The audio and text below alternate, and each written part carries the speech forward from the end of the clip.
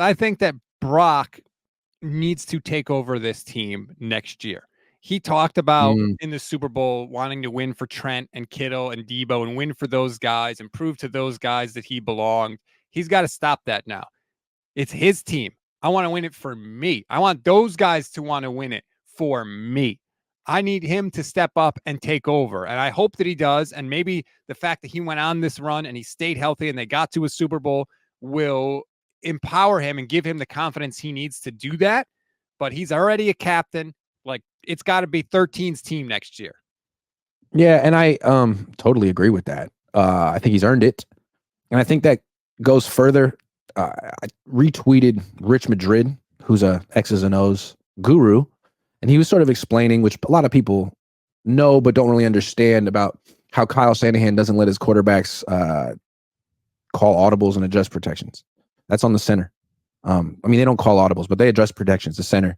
And he was saying that's one thing he doesn't really like about the Niners. I mean, Shanahan's style of his scheme, and that LaFleur, who runs the same scheme but with a little bit different style, empowers, that's the verb I want to use, empowers Jordan Love to do just that. I think it's time to empower Brock Purdy to do that. He is a very, very, very good quarterback, and you could put more on his plate, especially mentally. I think he could handle that. He'd be good at it if you just let him do it. Well, that's what I want to say. I didn't understand that from Rich, because Rich said that the quarterback is not allowed to change the protections in the Kyle scheme. And the thinking is that if he doesn't have to worry about that stuff, it makes life easier for him. But Rich said, let's see, they can't easily identify the pressure pre-snap, so he has almost no idea where the pressure comes from post-snap.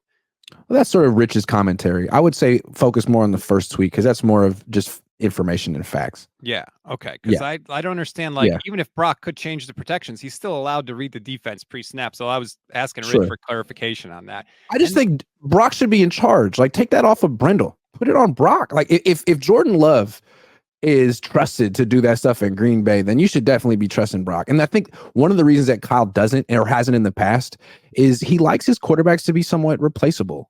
Like, I'm not putting all my eggs in your basket. I don't want everything to depend on you. I just want you to go out there and do what I tell you to do. And if and when you get hurt or benched, the next guy can go in and have a quick transition and just do what I tell him to do. Like, that's not the situation you're in anymore. You want Brock to be here for a long time. Like, let him be more of a coach on the field, because you trust him. And that's a way that Kyle could evolve that would be really interesting. And it could be like, he could easily have the out of being like, hey, I didn't really, at least in San Francisco, I didn't trust any of the quarterbacks we had to be able to handle that. Now I've got my guy. Now I do. Now I'll loosen the reins. That could be part of it. Like with Jimmy, you wouldn't trust him, right? Like, it's like, hey, if Jimmy sees a blitz that we didn't anticipate, and he goes with the hard count and then identify the blitz and then change the protection, I can see Kyle being like, Jimmy, just do what I tell you to do and listen to this. And I get that, but not with Brock.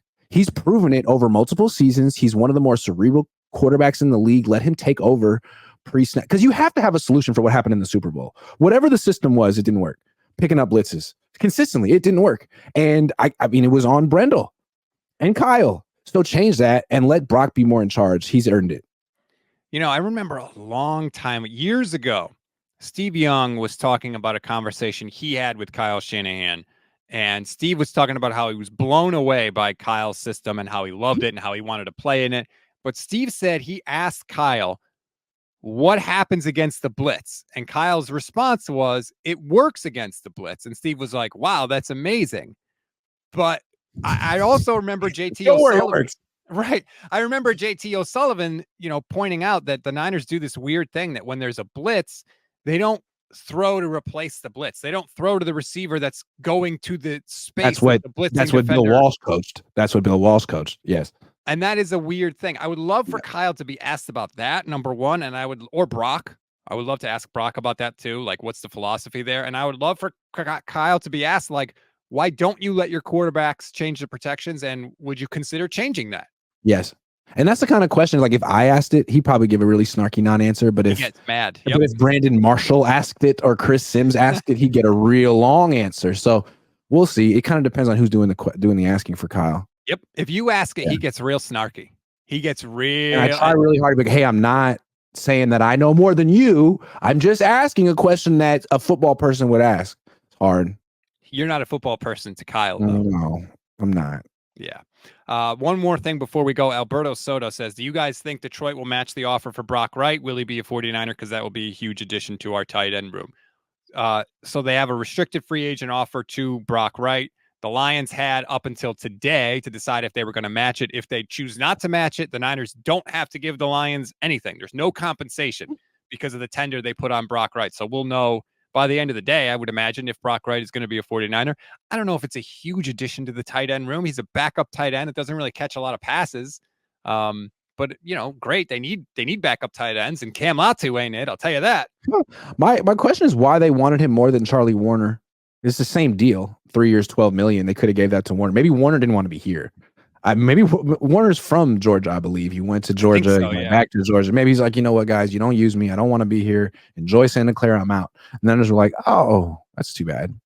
Well, we'll just get someone else for the same price. Charlie Warner, let's see. He went to Georgia, yeah. So there you go. And he was born in Georgia. Yeah. So he might have just had enough of the South Bay, which you're not from out here, but, and no offense to anyone that lives in the South Bay, but I'll just shut up. I like it. It's nice. Phil says, do you fire Kyle if we go back to the Super Bowl, but he doesn't face Mahomes this time, but still ends up choking another Super Bowl? Yes. No. Yes. I'm sorry. Like, how many times does a guy have to choke a Super Bowl, have a lead and lose it in Super Bowl before you say, you know what? I thank you for everything. You built this team. You're great. You're so good, man. But we're going to go in another direction now. I think it's fair. Oh, not unless you're terrified, unless you have no confidence that you can pick another coach, and then you really think you're going to go back to the Chip Kelly, Jim Tomsula days, which maybe is legit. Like, how much confidence do you have in the Yorks? Zero. I don't know.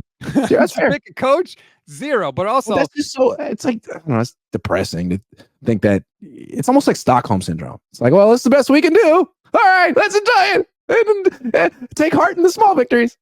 People that think that not getting to the Super Bowl is better than getting there and losing are crazy. I'll take the coach that keeps getting to the Super Bowl over a guy that maybe, if he's lucky, might get to the Super Bowl. I'm sorry, I will. I mean, okay. I all I'm saying is, if a coach has the best roster in football, a lot of coaches can win the Super Bowl with that roster. Kyle hasn't shown that he's that guy. He could have the best roster in football that he helped put together, and he could still find a way to not know the rules. I mean, come on, man. That's the truth. No, he knew the rules. Yeah, he knew him, man. He knew him so well. Smash Mouth says, thanks for incorporating our comments, gents. Take care. Thank you. Do we want to know what our comments? See, that's interesting. They're presenting a united front. We're supposed to think that they're all around one keyboard. I don't know. I'd like to know. Smash Maybe Mouth. they are. Maybe they are.